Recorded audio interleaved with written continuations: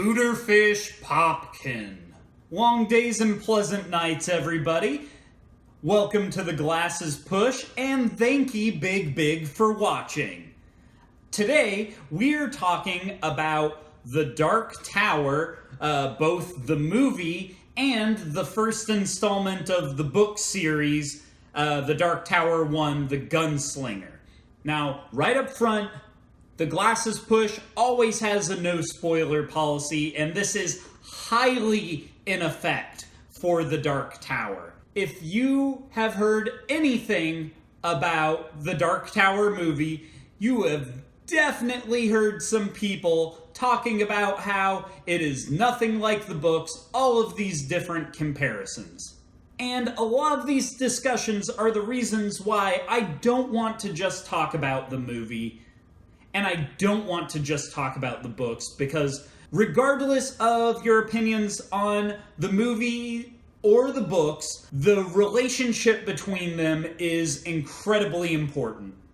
But let's take a step back. Who should care? Why should or shouldn't you watch or read these? Okay, great questions. So about a year ago, I started my Stephen King journey with The Stand, and it blew me away. I love every single thing about it, and it started a full-on Stephen King addiction. I have since, read, listened to about 20 of his books, I want to say, and just the Stephen King universe is so inspiring, and at the core of it, at the center of it all, is The Dark Tower. It is what Stephen King himself says is his magnum opus, rightfully so. The way that he's able to interweave The Dark Tower in with so many of his other stories is inspiring, but the most important thing about it is the most important thing about most Stephen King works is exceptional characters and tremendous world building. Now, if you're a fan of action movies, regardless of whether you have read any Dark Tower, you may be interested in the movie. And for anyone who's a Stephen King fan, the Dark Tower books are an absolute must. But also, if you're a fan of sci-fi or westerns or fantasy, and or all of the above, you gotta check it out. So first off, let's address the movie. And it is important for me to talk about the movie first, because right away, this is a movie that in 90 minutes tries to, in some way, encapsulate a journey that took over 20 years for Stephen King to write and took eventually 7 tomes. The movie somehow tries to combine elements of most of the books. A lot of the way that things are portrayed in the movie are far different from the books, and also there are revelations that don't come into play until much later in the Dark Tower series that are shown to you immediately in the movie.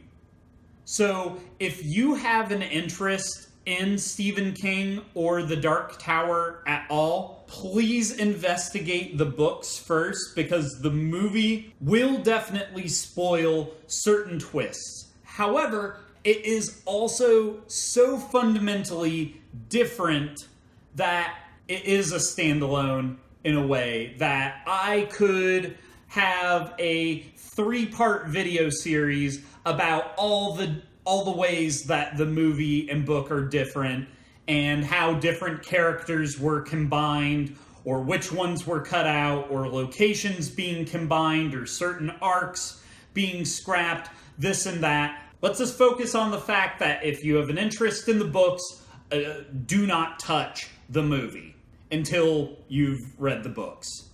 So the movie, there are a lot of positives. This was actually the first movie I've ever seen Idris Elba in, but he did a fantastic job. So, sorry racists, and sorry book fans that really think that Roland has to be white. Yes, I understand about all the things in The Dark Tower 2 that make Roland being white important.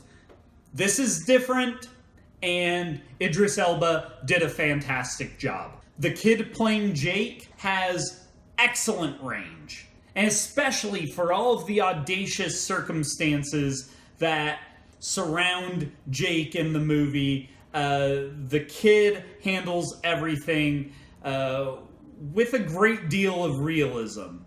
And Matthew McConaughey is campy fun playing the Man in Black, but not so campy as to be farcical. But let me just say it's pretty ridiculous to just have somebody say the words "drop dead" and then a guy drops dead. It's a little silly.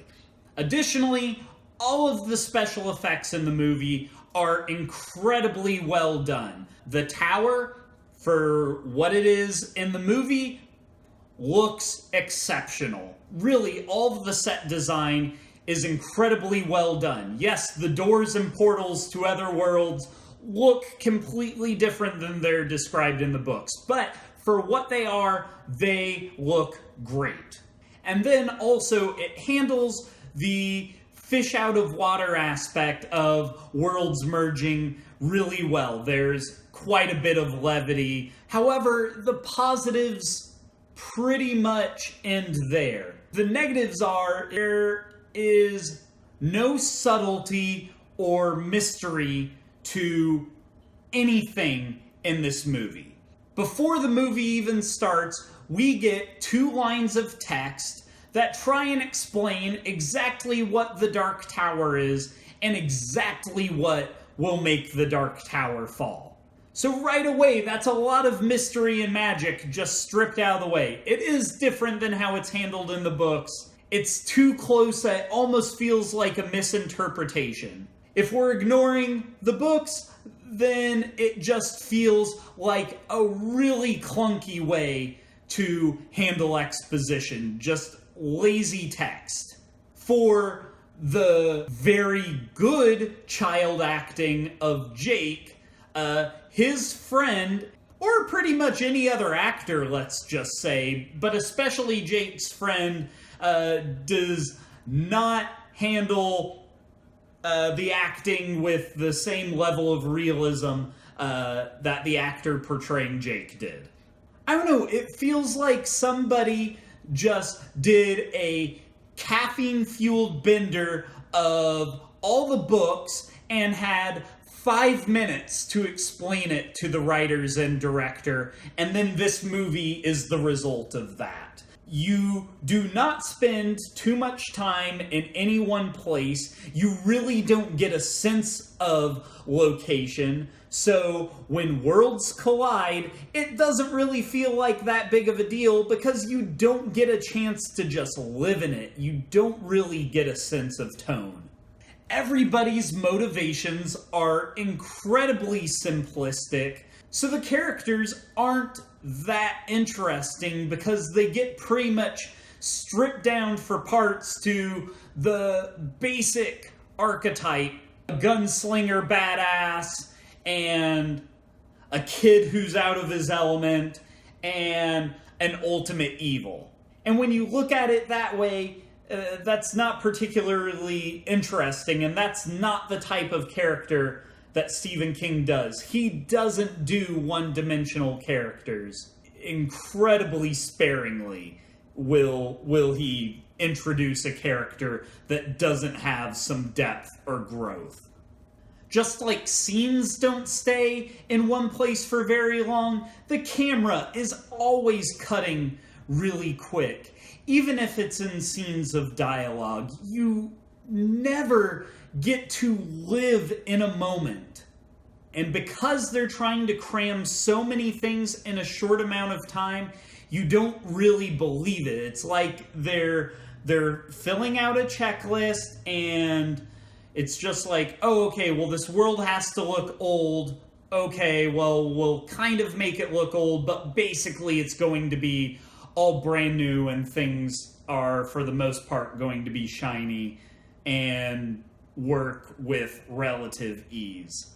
So I feel that for people who have read The Dark Tower, anytime there's a little Easter egg, it's going to set people's expectations way higher than they should be, because this movie is fundamentally uninterested in what the books are doing. And then I feel anybody that hasn't read the books is going to be so damn confused by all of this, because they're throwing out so many different ideas and locations and never focusing on anything long enough for it to make sense or for you to appreciate it. A lot of times in a Stephen King book, the magical elements, the weird elements, are very slowly eased in. You create a believable world and you live in it until you understand it. And so when something weird happens, you can appreciate it happening because you have an appreciation of how magic or spirits exist in this world. And this movie does not care about that. And then lastly, just the climax feels like it happens way too fast.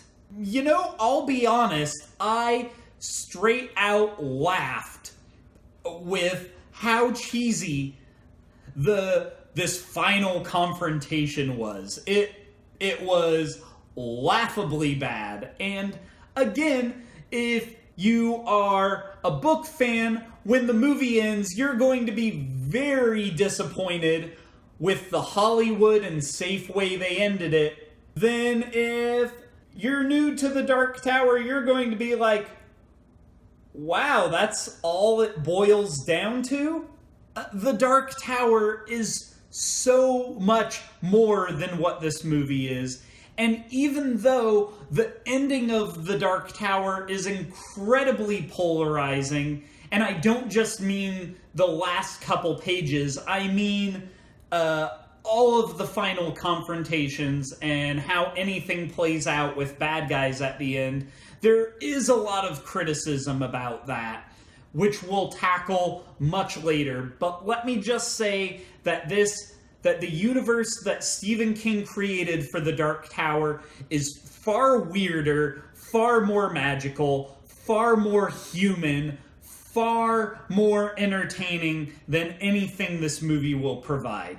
It looks great. It's anchored by 3 really good actors and surrounded by a bunch of mediocre support and fairly poor writing. The levity aside from when Roland enters New York. All of that stuff is really funny, but is an incredible tonal shift. So anytime there's something good, there's 2 or 3 bad things I can say about it.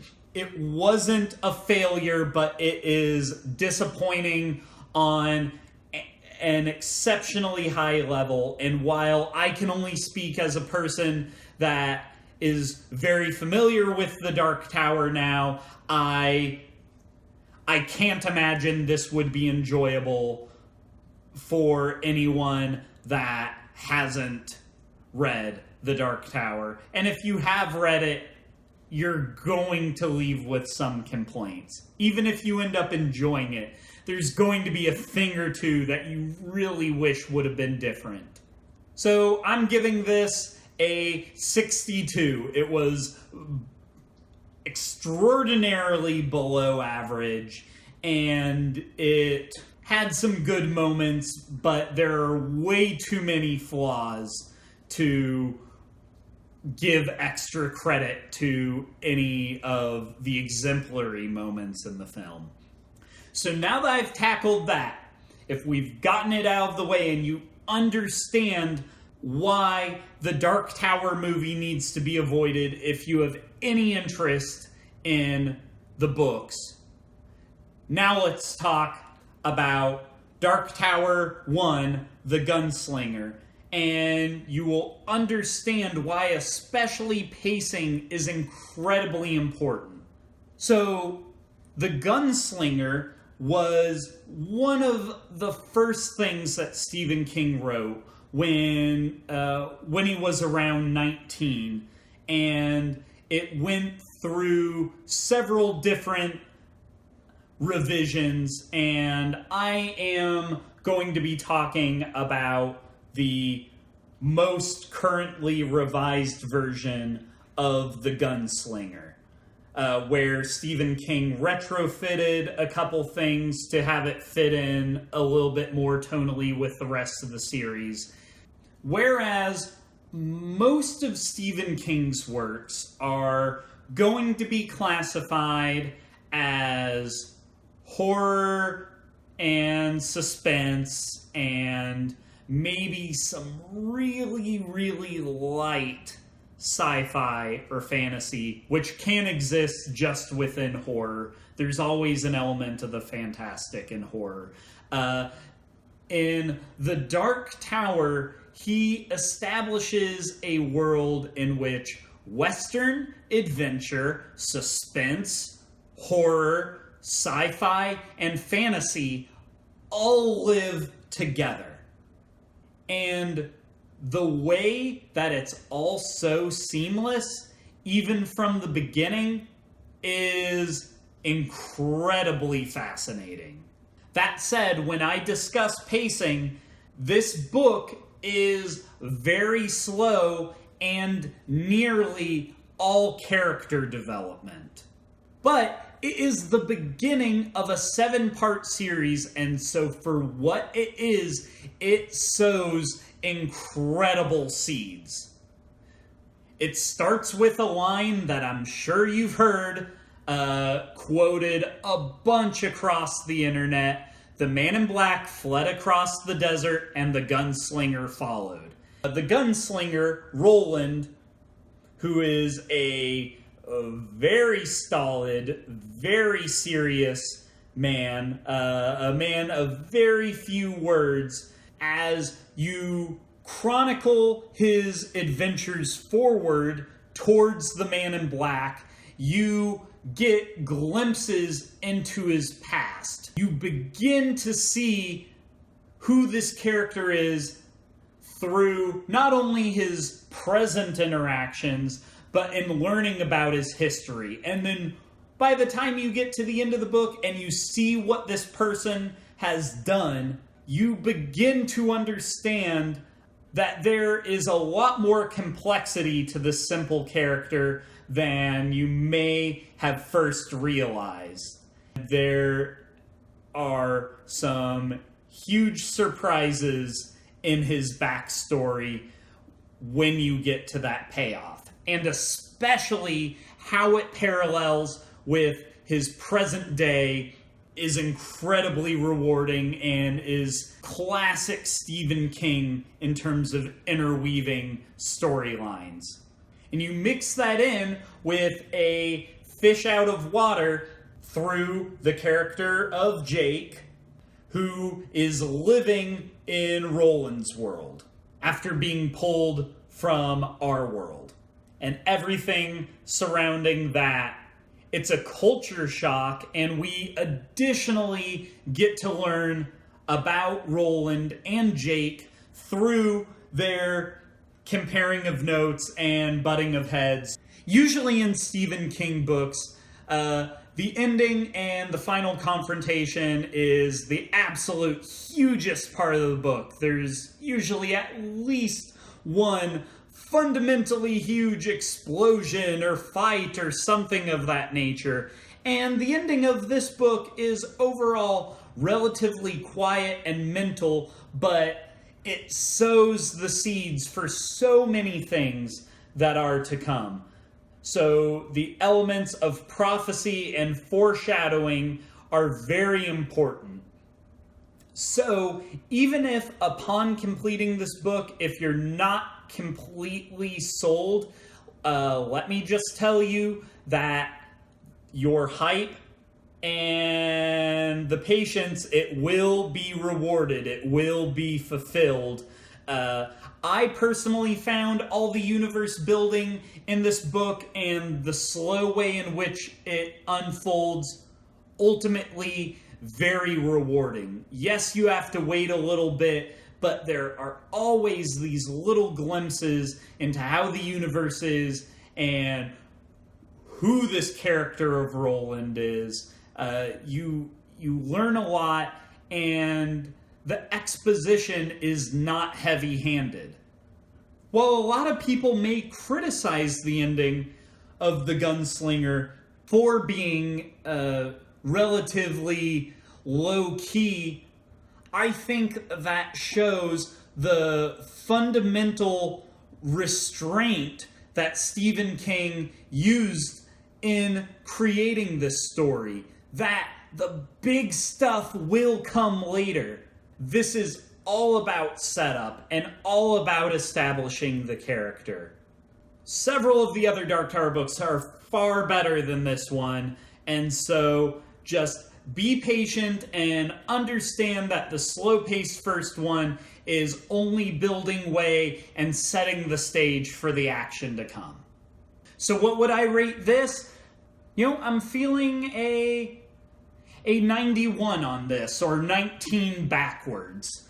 Just, if for anything else, for the world that this establishes, the restraint it shows, and a lot of the payoff and parallels that Stephen King uses in this. From the very end of the book, you understand that this is not meant to be a standalone work, and for what it is incredibly important, so severely well done, by not trying to introduce everything all at once. Not to mention that Stephen King didn't know everything about this story all at once. He's making it up as he goes, but the building blocks he put in place are so interesting and so important. So 91, very, very, very, very good book, and believe it or not, the sequel is so much better.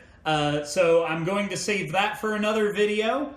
But what did you think of the movie, if you've seen it? Were you familiar with Dark Tower or not? Are you avoiding the movie? Why not? And, actually, why haven't you just read The Dark Tower? Just read The Dark Tower. They're really good. They're exceptionally good. So, I don't know, read it. I don't know if you want to talk about some stuff. Keep it spoiler-free, but by all means, let's talk. Let's palaver. I don't know, favorite phrase from The Dark Tower? Favorite word from The Dark Tower? I don't know, let's do this. Come on, let's talk. Let's have a chat. Anyway, so until next time, we'll tackle more of The Dark Tower. I've been Chuck, and you've been awesome. Glasses Push out.